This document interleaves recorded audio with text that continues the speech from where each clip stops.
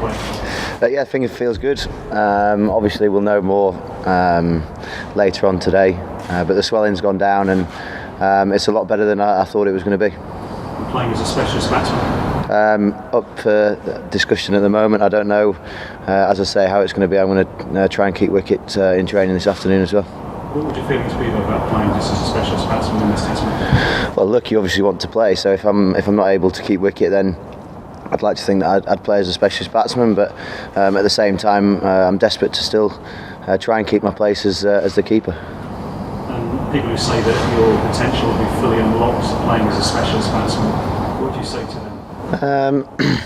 It's quite a bold statement, that, because obviously if you look at the stats and everything, the stats suggest that my stats would be better if I'm keeping wicket as well. So you're kind of entering into uncharted territories when you're making those kind of bold statements. And as I mentioned, I'm very, very keen to keep my spot as the keeper, because I'd like to think it's gone pretty well over the last 38, 39 Test matches that I think it's been keeping for England. Only the third Test match at this ground, the last one England won heavily against India. What kind of contest do you think this ground's going to give us? It's going to be a great contest. Obviously, we're 2-1 up in the series.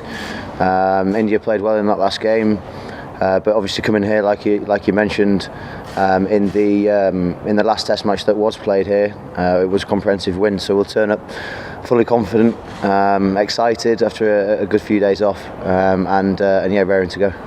You could clinch the series here, but they've got momentum after Trap Bridge. It's going to be an epic match, isn't it? Yeah, it is, absolutely. As you say, they did play well, but at the end of the day, we are 2-1 up in the series. They've got to win the next 2 games in order to clinch the series. So yeah, it'll be a fantastic game, and like we say, we're full of confidence still. There's been no harm in halfway through a series not necessarily putting in our strongest performance, because it makes you come back and want to put the record straight as well. Gentleman at the back, and Dean. Could you just talk about the maturity you have shown after the partnership with Stokes? Somebody like Ian Hughes was telling that in Yorkshire, the country club, if somebody hit a 6, he would go and say, I can hit bigger than that. And he says the Stokes partnership changed in according to him. So what will change that you make? I just think it's part and parcel of growing up as well. There's many different things that you go through as a cricketer, many different challenges that you have along the way, and a lot of things that when you've not necessarily proven to yourself, and then you go and prove it, and then you can actually go on and see how good you can be, how exciting it is to go out and score hundreds and play for England. So I think it's the belief and the confidence that it instills in you by going out and doing it, not just one time but a few times as well. Dean and John. Jonny, you've obviously explained that you'd like to stay with the keeper and keep the girls, but would you be open to giving them up for the good of the team and was able to perhaps rearrange the batting order and use you as a specialist batsman just as Look, I don't know what the conversations are that are going to be had, so it's a difficult one, because you put so much hard work into keeping wicket over a long period of time, a sustained period of time. So yeah, it'd be like saying, do you want to give up your laptop and write it all freehand again? In terms of England's difficulties at the moment, perhaps the biggest problem has been consistent top order runs over a period of time, and they're trying to find a solution to that problem. Would you be open to that? Whereabouts are you talking about batting? I mean, I'm batting at 5 at the moment. I think that's a pretty strong position to be batting. I think that obviously if you look through the side, when you had Trott, Bell, Peterson, you had Ian Bell coming in at 5, and that's just the way it is. So I think that it's obviously conversations to be had, but at this moment in time, batting at 5 and keeping, I got asked whether I was comfortable with doing that, and I'd like to think so far, when I've done it and kept wicket at 5, it's been successful. Each time you've scored a Test 100, that's come before you've taken the gloves, so you're fresh back. That doesn't make a difference. I don't look into those stats. Yeah, I don't look into them stats one bit. At the same time, if I'm contributing, and just because you might get 80 or 90, it's not in the hundreds column, you're still making a huge impact on that innings and on that team. John. Just on tripped in, so keep the other day, Sunday.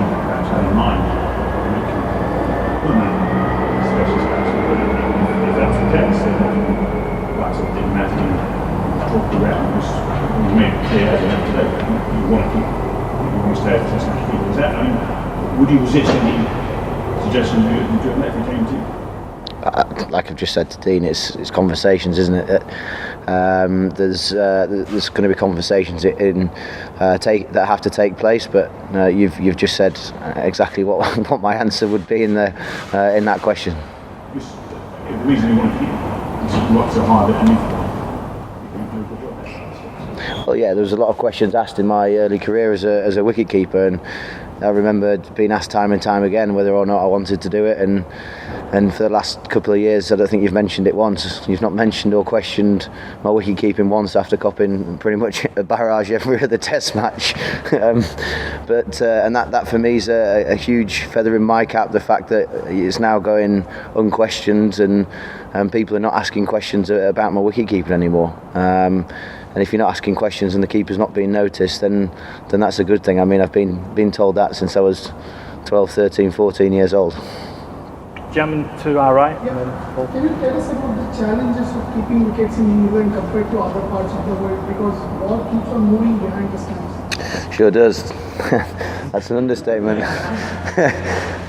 It definitely does keep moving. I think that there's different things that you've got to contend with. Like you say, there's the swing after the bat, but there's also the fact that the ball wobbles and dips. So techniques will change whether you're in the subcontinent, whether you're in Australia or in England. So just being adaptable is the biggest thing to me, to all keepers around the world. So that's what I would say. It's about being able to adapt your techniques and pull through with different conditions and techniques that you may have in place. Paul, and then David and Will. Jonny, what do you think they feed off each other? Do you feel more confident as a batsman when you've got keeping as well? Does it give you more freedom to you've got keeping to hold up on, as it were? I don't know 100% why. We've had many conversations. If you look back at the sports that I've played all the way through, I've always wanted to be involved all the time and wanting to have an influence on the game. And I think that's definitely something that I definitely thrive on doing, whether that be being put in a situation where we might be 100 for 5 and we're batting at 7, or 150 for 5 batting at 7, or we're 80 for 3. It doesn't make too much difference, and my mindset doesn't change whether I'm batting at 5 or 7 and keeping. So if I'm 100% honest, I don't know what it is that makes the two very compatible. But yeah, I enjoy doing them both immensely. Do you feel a bit happier low down there? Look, I've gone up to 5. It's not that low batting at 5. So I've not really batted higher than 5 for Yorkshire. That's not something that I've done, so it doesn't necessarily, other than opening the batting twice at the start of the year, but that was because of the conditions and everything, and that was very much circumstances dependent. So I think it's something that you go into knowing and doing, rather than going into something that potentially is the unknown as well, because everyone comes off the memories and the tangible memories that you've had doing batting, and that's where your confidence comes from, and your belief, which is going to be ingrained within your own brain. Have you done anything at all to test it? Not yet, no, not yet. But yeah, I can bend it out. I wasn't able to put my hand in my pocket a few days ago. That's absolutely fine now. There's different things that deflects. What was that, a tight Yorkshireman joke, John, by any chance? Deep pocket, short arms. So when it comes to that kind of stuff, I can get my hand in my pocket now, John, and yeah, we'll see how it goes. It's I'm confident that I'll be able to do some things, because I can grip now. I can grip bags, and that's a good sign, I think, only having done it maybe 4 or 5 days ago.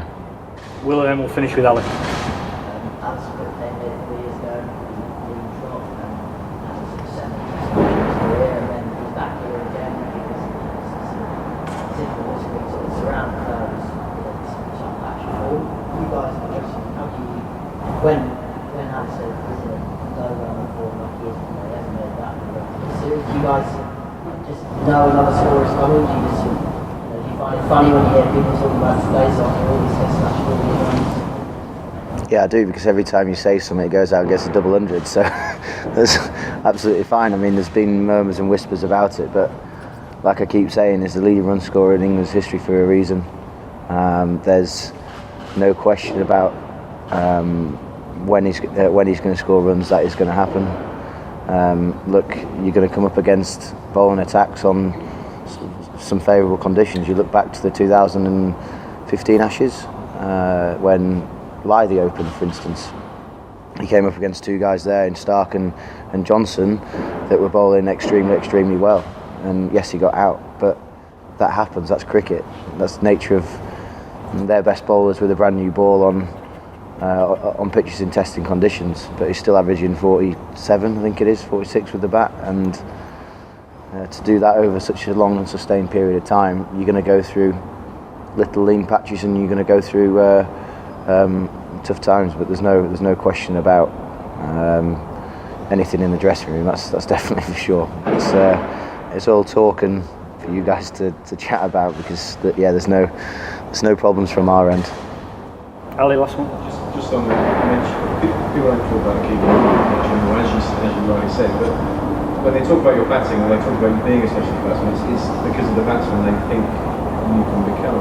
Do you recognise that compliment, and do you see that, what are your goals for where your batting can get to, and are they achievable with the gloves? I think they are achievable with the gloves.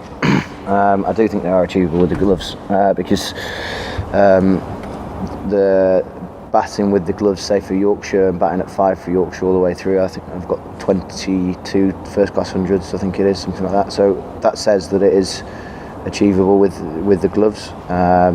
It's very kind of people to mention me as a specialist batsman and how good you potentially can be, but that's all potentials, and you've got to keep working hard and everything. And I'm really excited about where my game is at the moment and where it can keep on going, because I think in the last 18 months, 24 months, it's been increasing and on the up, and that's exactly what every single player wants to be having. And you want to keep improving, you want to keep making contributions to teams and winning teams that are going to make a difference within the games.